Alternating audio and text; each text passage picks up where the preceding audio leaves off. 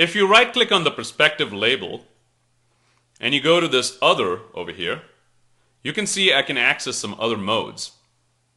If I go to the smooth mode, you can see that my objects are displayed in a smooth mode right now. The difference between the smooth mode and the smooth plus highlights mode is if I go back to smooth plus highlights, you can see that I have some highlights on the objects right now, which is pretty much because there are some default lights in Max and those are casting those highlights. Some other modes I can access are facets plus highlights, so you can see all the objects are faceted right now.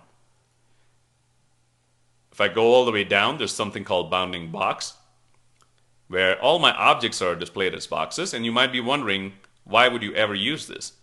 Well, believe it or not, this can be really a time saver for you, because if you have a heavy scene, you can just display objects in that particular viewport as bounding boxes.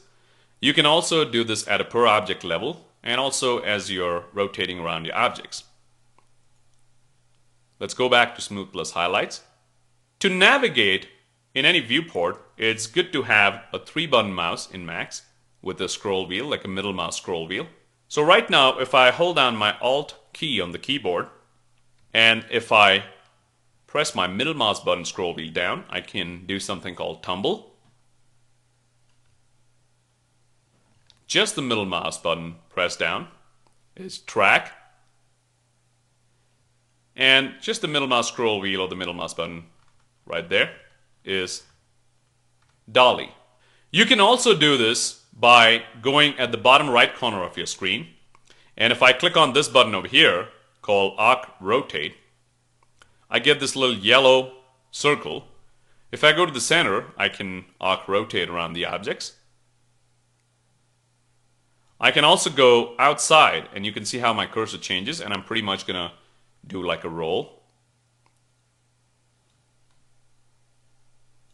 Some other buttons over here, like this first one, is just to zoom in and out in every viewport. The next one is zooming in all 4 views.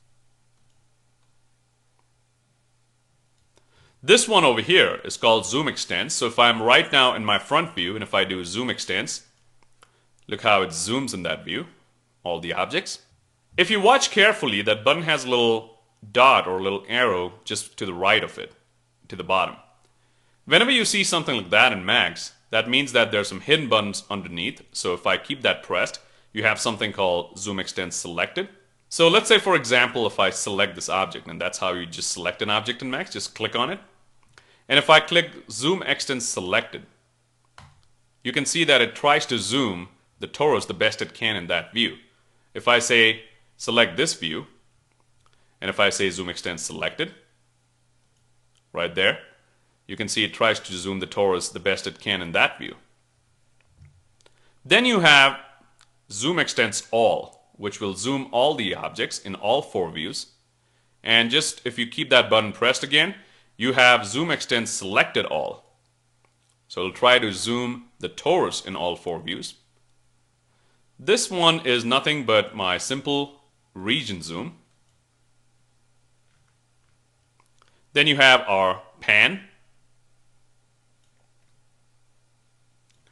and the arc rotate, which we talked about. And then you have your mini max toggle, which pretty much allows me to maximize the viewport right there. The hotkey for that is Alt W. You can also go to the meeting point of the 4 viewports and simply drag like this. Okay? If I go to the perspective view, and if I keep this button pressed over here, this region zoom, I get something called a field of view for the perspective view. The grid over here can be turned on and off by right-clicking and show grid in any view, or simply the hotkey G, as in grid.